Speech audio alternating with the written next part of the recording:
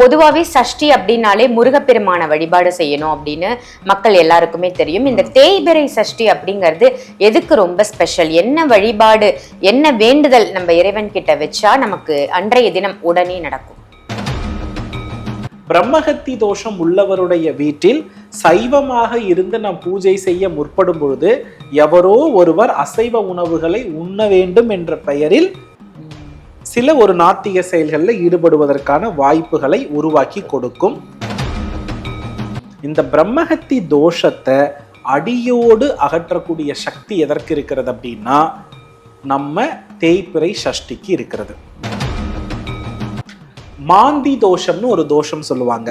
லக்னத்தில் பொதுவாக மாந்தி இருந்தால் எந்த கிரகத்தோடு இணைந்திருந்தாலும் அது தோஷம்னு சொல்லுவாங்க. அப்படிப்பட்ட மாந்தி தோஷத்தை தீர்க்கக்கூடிய விரதம் தேய்பிறை சஷ்டி விரதம். நிறைய பேர் நீட்டுக்கு ரெடி ஆகணும். ஸோ அந்த நீட்டுக்கு ரெடி ஆகிறது, அதே போல IAS IPS எக்ஸாம்ஸ்க்கு ரெடி ஆகணும்னு நினைக்கிறது, இது எல்லாத்துக்குமே இந்த வழிபாடு, தேய்பிறை வருகின்ற சஷ்டி வழிபாடு ஒரு நல்ல மாற்றத்தை கொடுக்கிறது. வணக்கம் குருஜி. ஸ்ரீ குருப்பியோ நமஹா, ஸ்ரீ மாத்ரே நமஹா, ஓம் அகத்தி சாயி நமஹா. இறையடியார்கள் அனைவருக்கும் அன்பான வணக்கங்கள். வணக்கம்மா. குருஜி, இன்னைக்கான டாபிக் மே மாதம், அதாவது இந்த மாதம் 7ஆம் தேதி வரக்கூடிய தேய்பிறை சஷ்டி. பொதுவாகவே சஷ்டி அப்படின்னாலே முருகப்பெருமான வழிபாடு செய்யணும் அப்படின்னு மக்கள் எல்லாருக்குமே தெரியும். இந்த தேய்பிறை சஷ்டி அப்படிங்கிறது எதுக்கு ரொம்ப ஸ்பெஷல்? என்ன வழிபாடு, என்ன வேண்டுதல் நம்ம இறைவன் கிட்ட வச்சா நமக்கு அன்றைய தினம் உடனே நடக்கும்? அதாவதுமா, பிரம்மஹத்தி அப்படின்ற ஒரு தோஷம் இருக்கிறது.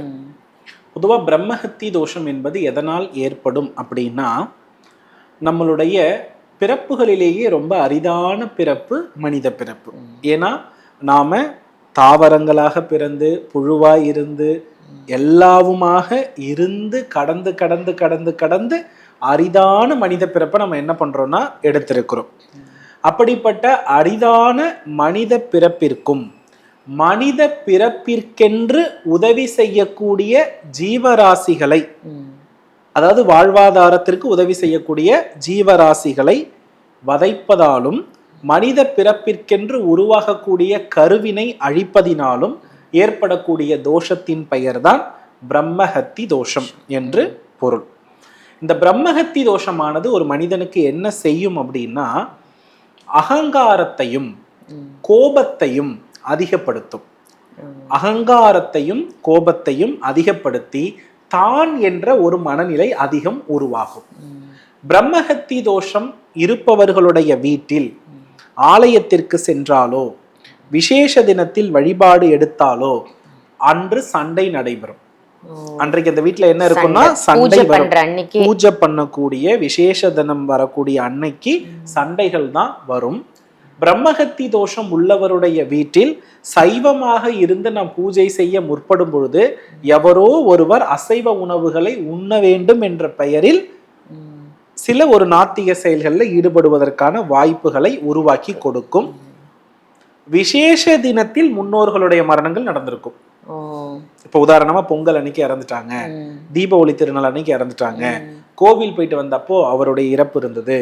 இது எல்லாமே ஒரு நல்ல செயல்கள் செய்து விட்டு ஒரு நல்ல நிகழ்வை தொட்டுட்டு வந்ததற்கு பிறகு இளமையிலேயே அவர்களுடைய மரணம் நிகழ்வது அப்படின்றது இந்த பிரம்மஹத்தி தோஷத்தினுடைய அடையாளம். அதாவது அந்த சொந்தக்காரங்க அந்த தலைமுறையால அந்த ஒரு ஃபங்க்ஷனை கொண்டாட முடியாதுன்றதை விட போயிட்டு வந்ததுக்கு அப்புறம் தான் இவ்வளவு சந்தோஷமா இப்பதானே போயிட்டு வந்தோம், அதுக்குள்ள இப்படி ஒரு எதிர்மறை நடக்கிறதா என்ற வருத்தத்திற்குரிய இறப்பாக பிரம்மஹத்தி தோஷம் உள்ள குடும்பத்துல இருக்கும்.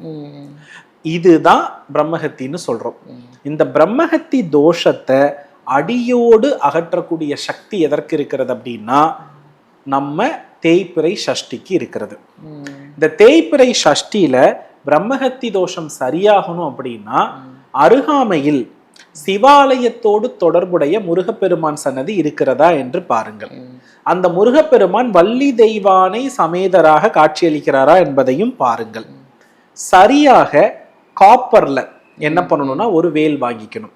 காப்பர்ல வேல் வாங்கி இந்த தேய்பிறை சஷ்டி காலகட்டத்தில் முருகப்பெருமானுக்கு விபூதி அபிஷேகம் செய்து, மற்ற அபிஷேகமும் செய்யலாம், அதுல பிரதானமாக விபூதி அபிஷேகம் செய்து ஆலய அர்ச்சகருக்கு வஸ்திரமோ காணிக்கையோ தங்கமோ வெள்ளியோ சிறிது நம் தகுதிக்கேற்ப வைத்து கொடுத்து விட்டு இந்த வேல் காணிக்கை செலுத்தினால் இந்த பிரம்மஹத்தி தோஷத்திலிருந்து விடுதலை கிடைக்கும்.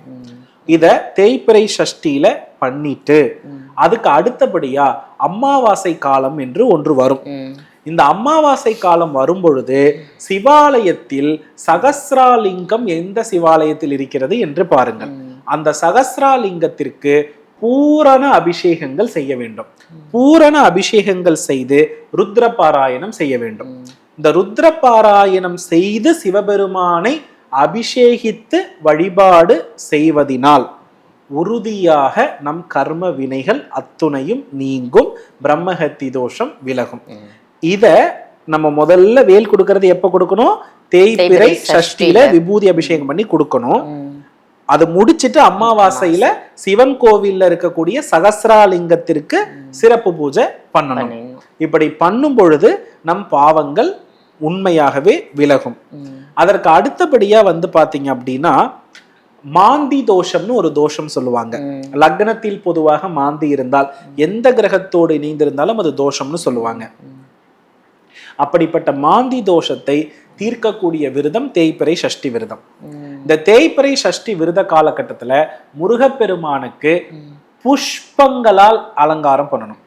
புஷ்பங்களால் அலங்காரம் பண்ணி அல்லது புஷ்பாபிஷேகம் பண்ணணும். புஷ்பாபிஷேகம்னா அலங்காரம் முடிச்சதுக்கு பிறகு 9 வகையான மலர்களை கொண்டு என்ன பண்ணலாம்னா இந்த தேய்பிறை சஷ்டி காலங்கள்ல முருகப்பெருமானை மனம் குளிர அளவுக்கு மலர்களால் நிரப்புகின்ற பொழுது ஒரு பரிபூரணமான ஒரு ஆசி கட்டாயமா இருக்கும். அதனால ஒண்ணு மலர்களால மாலைகளால பண்ணலாம், இல்ல புஷ்பங்களை அதிகமாக கொட்டி முருகப்பெருமானை என்ன பண்ணலாம்னா சந்தோஷப்படுத்தலாம்.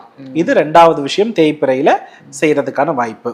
குழந்தைகள் கல்வியில் தடை அதிகமாக உள்ளவர்கள் தேய்பிறை சஷ்டி காலகட்டத்தில் சந்தனம் மற்றும் தேன் இதை கொண்டு முருகப்பெருமானுக்கு அபிஷேகம் செய்து சிறு குழந்தைகளுக்கு அர்ச்சனை செய்தால் அந்த கல்வியில் இருக்கக்கூடிய தடைகள் நீங்கும். இப்ப நிறைய பேர் நீட்டுக்கு ரெடி ஆகணும். ஸோ அந்த நீட்டுக்கு ரெடி ஆகிறது, அதே போல ஐஏஎஸ் ஐபிஎஸ் எக்ஸாம்ஸ்க்கு ரெடி ஆகணும்னு நினைக்கிறது, இது எல்லாத்துக்குமே இந்த வழிபாடு தேய்பிறை வருகின்ற சஷ்டி வழிபாடு ஒரு நல்ல மாற்றத்தை கொடுக்கிறது.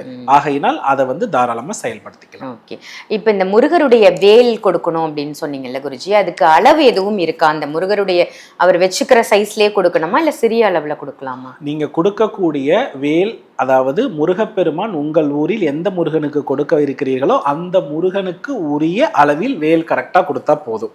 அவரை விட ரொம்ப அவர் பயன்படுத்துற மாதிரி இருக்கணும். அந்த வேல் அந்த வேல் பயன்படுத்துற மாதிரி இருக்கணும். பயன்படுத்துற மாதிரி இருக்கிற பட்சத்தில் சிறப்பான பலன்கள் இருக்கும். ஓகே, ரொம்ப ரொம்ப ஒரு அருமையான தகவலா தேய்பிறை சஷ்டியோட சிறப்புகள் என்ன வாங்கி கொடுக்கணும் நம்ம முருகர் ஆலயத்துக்கு அப்படின்னு ரொம்ப சிறப்பான தகவல் கொடுத்ததற்கு நன்றி குருஜி. நல்லதுமா. வெற்றிவேல் முருகா.